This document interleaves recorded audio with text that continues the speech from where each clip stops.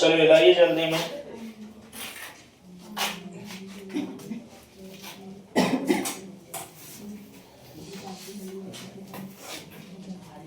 चले बात में करेंगे।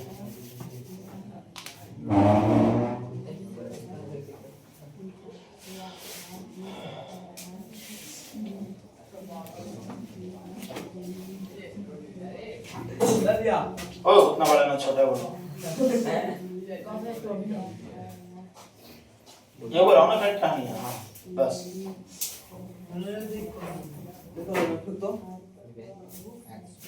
ये दोरिया पर सब अधिक करके रखें। बाहर कितना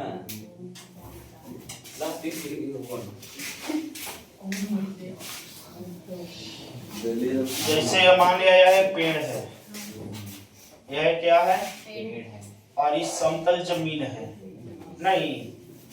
अब यह एक पेड़ है और ये समतल जमीन है बाबू। तो बात है कि आंधी चला, हवा जिसे बोलते हैं नहीं। अभी जब ये आंधी चलेगा तो अवश्य है कि पेड़ गिरवे करेगा।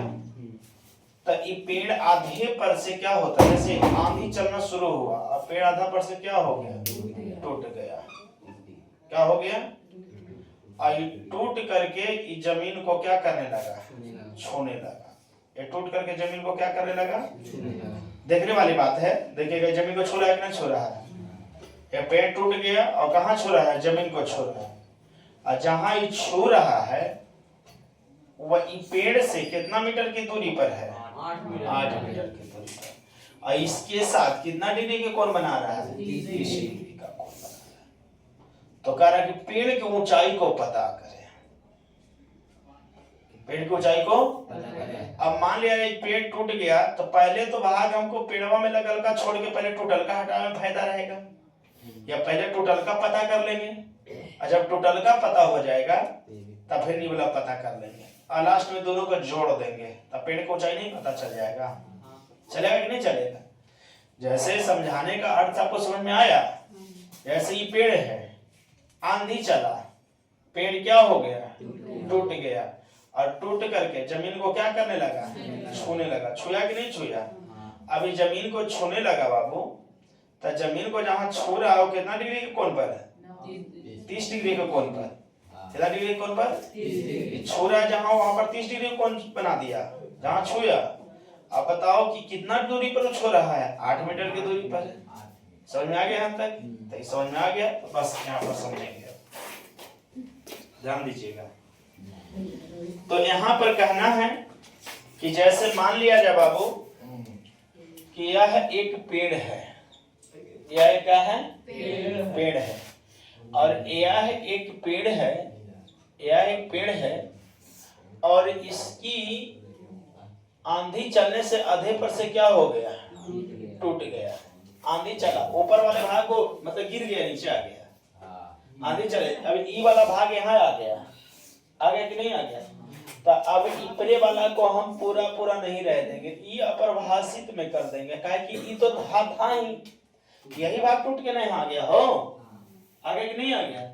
और जहां टूट के आया वहां कितना डिग्री की कोण बनाने लगा? 30 डिग्री का। अब पेड़ से छू रहा है जहां कितना मीटर की दूरी पर? 8 मीटर की दूरी पर। तो ये जो भाग है अभी जमीन में लगा हुआ है। ये जमीन में कोची है? लगा हुआ है। लेकिन हमको टूट गया कौन भाग? ऊपर वाला भाग। तो जो टूटा है ओकरा मान लिए H2 और जो जमीन में लगल है ओकरा मान लिए है H1। जो जमीन में लगल एकरा H1 और जो टूट गया ओकरा क्या मान लिए हैं? H2। कोई दिक्कत यहाँ तक है? नहीं। तब बताओ पहले जमीन में लगल है वो भाग के निकाले कि पहले टूट गया वो भाग के निकाले? टूट गया वो भाग के निकालना है। तो यहाँ हो गया H2। एक मतलब ये तो समकोण हो जाएगा बाबू। समकोण के सामने वाले भुजा को कर्ण। आई क्या रहेगा? जब कर्ण आधार जब मालूम रहेगा तो कौन का उपयोग करेगा? कर्ण और आधार कोस के कोस थीटा बराबर कर्ण बटे आधार होता है। कोस ना पीछे में, या पीछे कर खींचो पीछे। चल ध्यान दीजिए, हरा नहीं शांति। ये देख लो, सबसे पहले ध्यान देना है कि बाबू देख लो, मान लिया जाए कि ये जो भाग है तो पहले टूटा भाग ना निकालेंगे, टूटली है ये वाला की वाला, ये भाग टूट गया है तो जो भाग टूटा उसको पहले हम निकालेंगे। ये भाग तो आराम से कभी भी हटा लेंगे, ये तो जमीन में लगा हुआ है नहीं, टूट तो ही गया है, यही ना जमीन को छू रहा है 8 मीटर की दूरी पर। तब एक नामकरण कर देंगे। कैसे नामकरण करेंगे? तो नामकरण करेंगे ए बी सी और कौची डी। कोई दिक्कत? तो सबसे पहले लिखेंगे कि माना कि, बाबू हला नहीं करेंगे, माना कि एसी एक पेड़ की ऊंचाई है। माना कि एसी पेड़ की ऊंचाई है जो आंधी, हला नहीं करेंगे, आंधी आने से टूट जाता है, पेड़ टूट जाता है। आंधी आने से कुछ हो जाता है, टूट जाता है। और टूटा भाग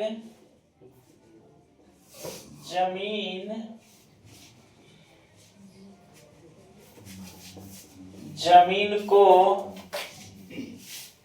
छूने लगता है। टूटा भाग जमीन को क्या करने लगता है? अब जमीन को छूने लगता है। टूटले भाग में बाबू, तो सबसे पहले हम चलेंगे बी सी डी में। क्या चलेंगे?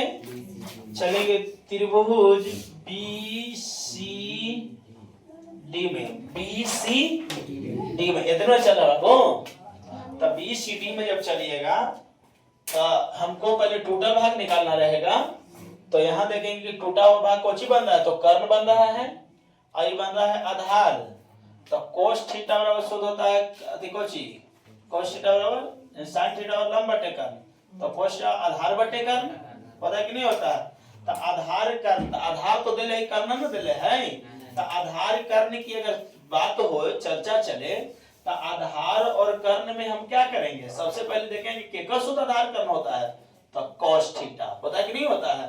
तो यहाँ लेंगे कि cos थीटा, तो थीटा की जगह पे देखेंगे कि लगता है कुछ देले है 30 डिग्री, देले कितना देले है? जब ना देले रहता तो थीटा बनवे करते थे, तो देले है तो यानी कि cos 30 डिग्री और cos के आधार, तो आधार कितना देले है 8 और कर्ण कितना देले है h2, इन्हों लिख लिए हैं। अब cos 30 डिग्री के मान निकालेंगे तो cos 30 डिग्री के मान होता है, cos 30 डिग्री के मान होता है कौची √3/2।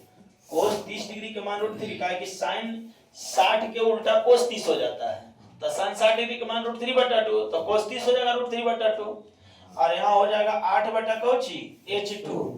अब तिरछी हम क्या करेंगे? तो एकरा से एकरा में गुना करेंगे तो √3h2 बराबर क्या हो जाएगा? 8 दूनी के 16। तो h2 बराबर 16, आई कहाँ आ जाएगा? बटा में आ जाएगा। गुना में तो बटा में आ गया √3। तो ये हो गया h2। ये कौन भाग निकल गया? समीकरण 1 टोटल भाग। कौन भाग निकल गया? टोटल भाग। अब लिख के चलेंगे कि त्रिभुज ए सी डी में, ए सी डी में, अब ना ए सी डी में जब चलिएगा, ए बाबू खड़ा नहीं करो, ए सी नहीं, जखनिए चलना चाहिए था हमको, यही भाग में टूट लिया हो, ए सी और बच्चे में चलना चाहिए था डी में। यहाँ पर मिस्टेक हुआ थोड़ा सा, यहाँ चलो ए सी और कोची में डी में। अब नहीं चलेंगे बी सी डी में, यहाँ चलेंगे बी सी डी में। यही ना भाग हम निकालेंगे। ये तो भाग निकल गया बाबू। अब ये भाग हमको निकालना है जो बचल है पेड़ में। तब बताओ थीटा के सामने वाली भुजा को, यही कौची, एकरा से तो कोई मतलब नहीं, निकालना तो इसको है। तो लम आधार रहे तो कौची tan, लम आधार रहे तो tan, तो लिखेंगे tan कितना 30 डिग्री, क्योंकि tan थीटा होता है ना, तो थीटा की जगह पे कितना डिग्री दे रहे हैं 30 डिग्री।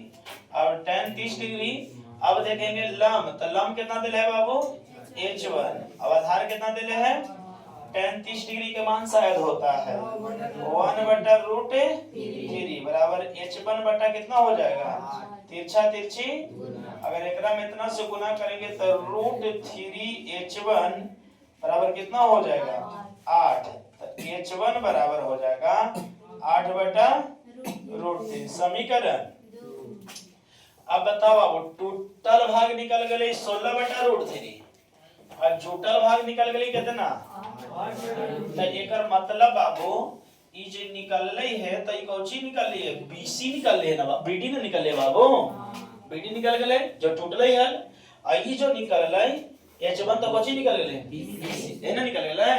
अब एकरा हम नाम करेंगे कौची कि AC बराबर, क्योंकि पेड़ का ऊंचाई कौची है ए और सी पेड़ को ऊंचाई ना ले हो, तो AC बराबर हम लिखेंगे का कि AC बराबर लिखेंगे कि AB, क्या लिखेंगे बाबू AB और प्लस को लिख देंगे BC है ना, और जो AB है जो यही भाग टूट के BD में बदल गई है, सही बात है कि नहीं है, कौन बदल गई है BD। तब यहाँ AC बराबर AB, तो ये भाग कितना टूट के आ गया है H2 कितना निकल गया है 16/√3, हाँ बाबू 16/√3 प्लस ये भाग हमको ये कितना निकल गया बाबू 8/√3, तो 8/√3 हम करेंगे बाबू, तो AC बराबर क्या करेंगे कि √3 और √3 के लघुत्तम ले लीजिएगा, तो क्या हो जाएगा √3 से √3 क्या हुआ, तो बच गया कितना, और √3 से √3 क्या हुआ, तो बच गया कितना 8, तो यहाँ लिखेंगे AC बराबर 16/8 कितना 24 बटा में कितना हो जाएगा √3, तो AC बराबर क्या करेंगे, दिमाग लगाना है कि हरों का परमीकरण, तो लिखेंगे 24/√3 गुने √3 बटा हरों का परमीकरण के मतलब ऊपर नीचे नीचे वाला से गुना कर देंगे हम। तो अब लिखेंगे AC बराबर कि 24 में √3 से गुना करेंगे तो 24√3 अब बटा ये कितना हो जाएगा 3 3 और 9 के वर्गमूल 8 3 24, एक मतलब AC बराबर निकल गया 8√3, यही आंसर निकल गया वो पेड़ के ऊंचाई। बताइए समझ में आया कि नहीं, एक बार और समझा देंगे हम, बहुत सुंदर, आराम से।